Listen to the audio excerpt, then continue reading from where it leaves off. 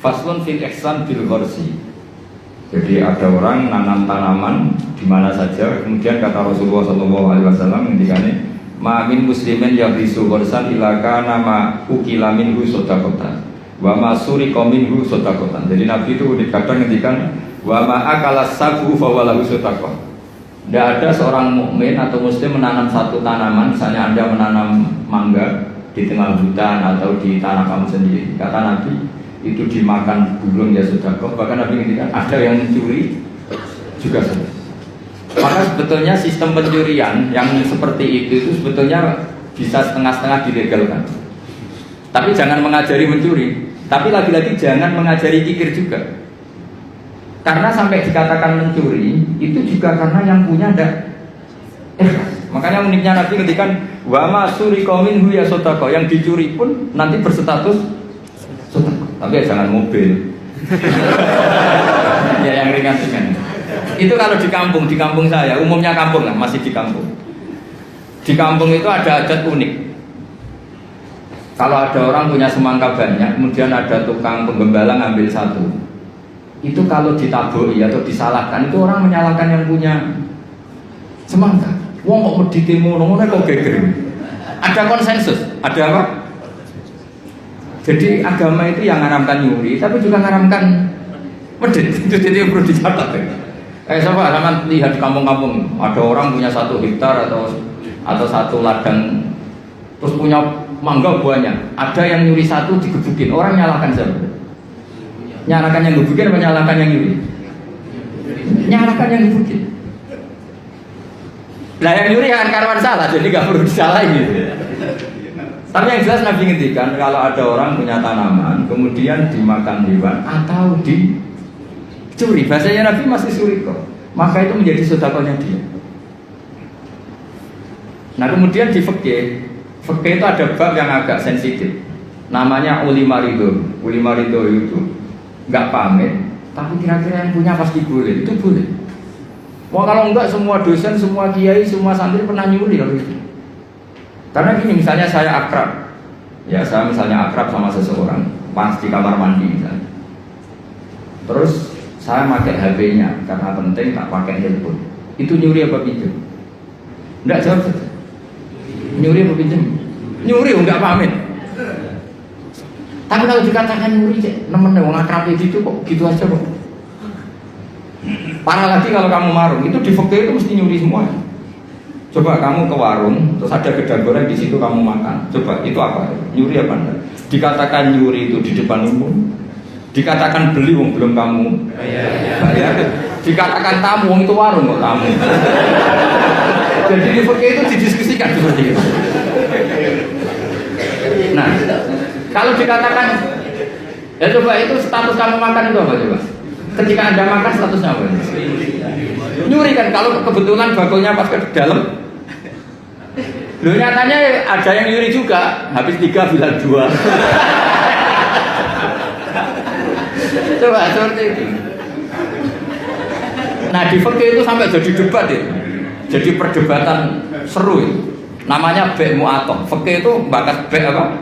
Mu'athah. Be' mu'athah itu tidak ada ijab qabul, tapi secara adat seperti itu.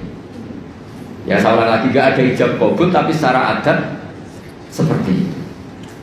Akhirnya kita ngambil gedang goreng sampai 5. Nanti kelihatan nggak benernya begini, kita punya asumsi, punya estimasi harganya per 1 itu 1.000. Ternyata sama bakulnya bilang 5 berarti misalnya 10.000 apa? Kita akan estimasinya 1.000, ternyata diregani 2.000. Kita akan kaget. Jadi lalu pertanyaannya, fikih itu menjawab, lalu yang kita ikuti dengan jadi hakim itu kata baik, penjual apa pembeli? Kita harus sepakat pembeli karena dia yang punya.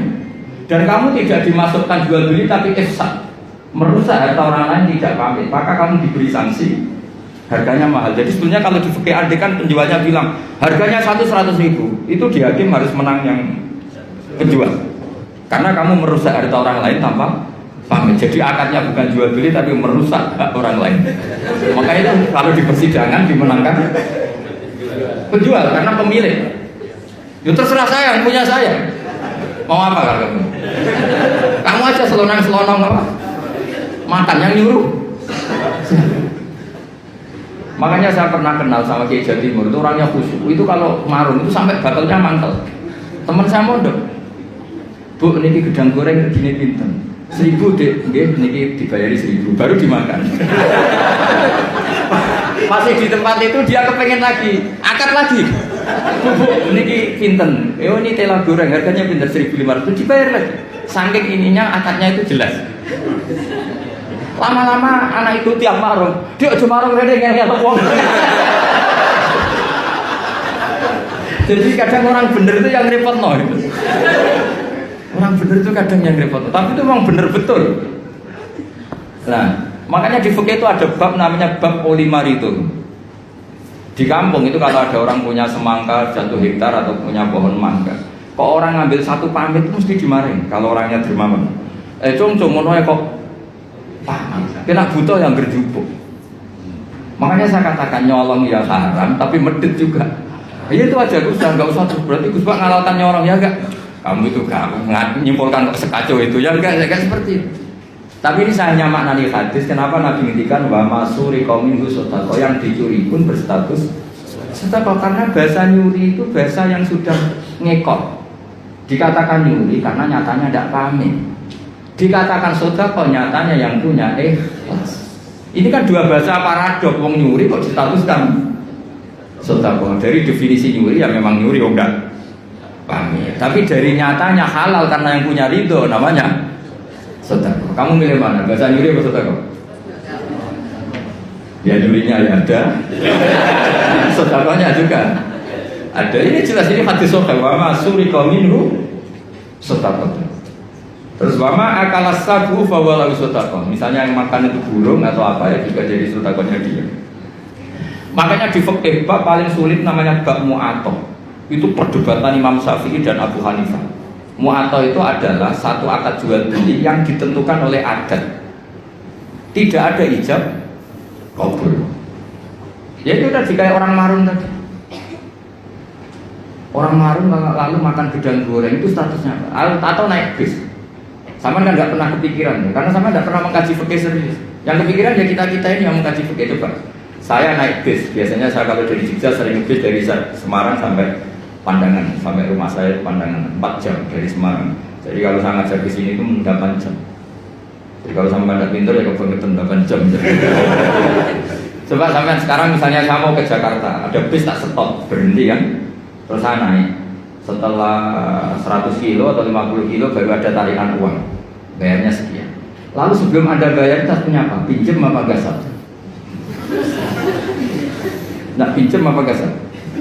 Dikatakan gasap kan ya, supirnya yang berhenti. Terus dikatakan pinjem, nyatanya nanti disuruh bayar. Dikatakan bayar di durasi waktu itu belum bayar, statusnya apa?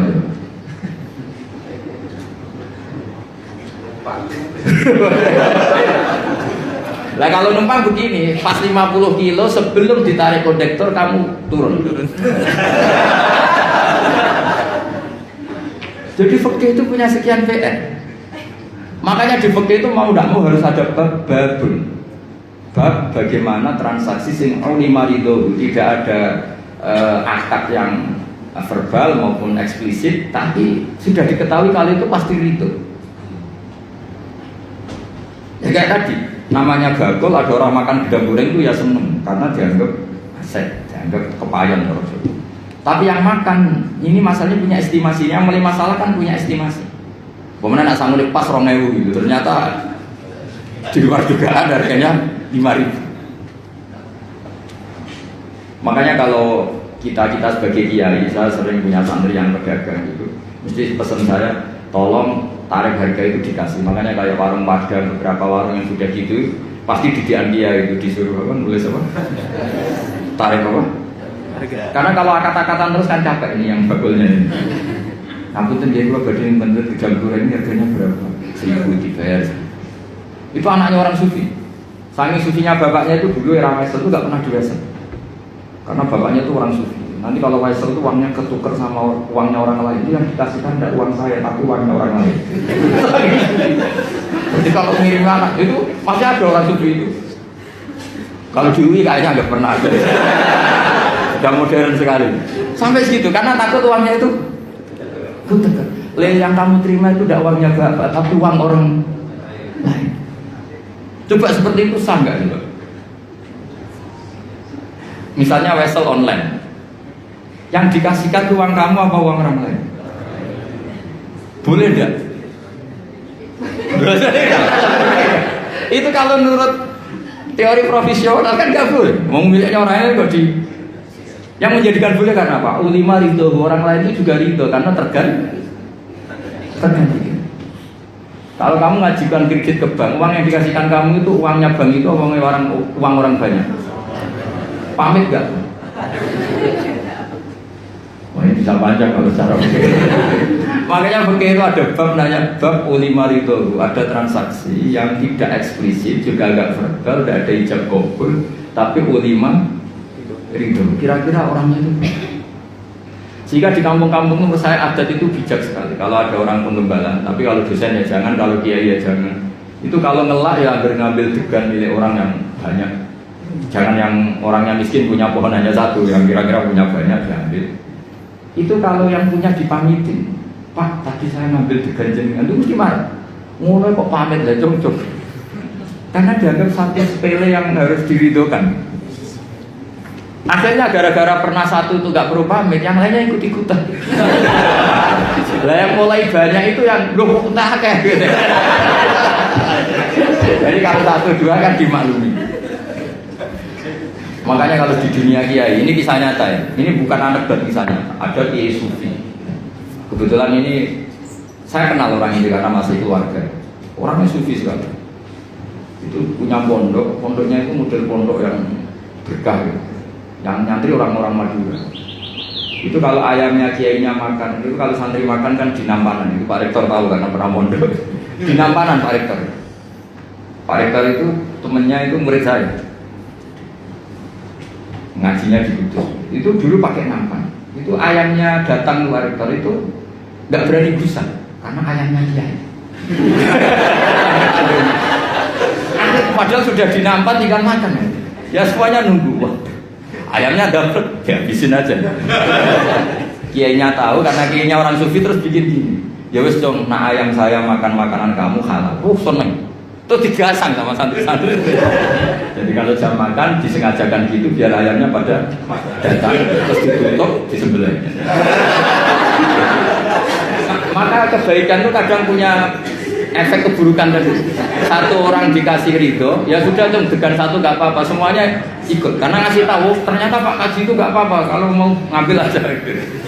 Singkat cerita suatu saat yang makan itu bukan ayam tapi kambing. Akhirnya pikirannya santri tadi itu masuk ilmu yang definisi yang pertama, berarti halal juga. Disembelih kambing bukan ayam lagi, ini sudah kambing. Nah setelah kambingnya hilang Pak Yai tadi mau ngaji gini, beliau datang ke majelis tapi tidak ngomong sama sekali. Kelihatan emosi, menahan emosi. Santri diam semua, takut semua. Terus ada santri cerdas, ini sudah di majelis kok tidak ngajar, nggak ngomong, nggak marah tapi cuma diam, ngempet emosi. Wal kadhimin al itu kira-kira. Yang di belakang tahu ini pasti urusan kambing. Yai, jangan marah karena kambing ya. Kiainya ya cerdas langsung bilang, yo kegedean aja. Maksudnya itu. Jadi yang belakang itu langsung bilang, Yai katanya yang makan makanannya santri itu halal. Nah kambing Pak Kiai makan makanan santri maka halal. Yo nak pedes kegedean aja. Kalau kambing itu ya kebesaran itu maksudnya. Nah cerita di kampung juga seperti itu. Ketika satu degan itu dimaklumi, orang itu kadang ngambil 10 dijual.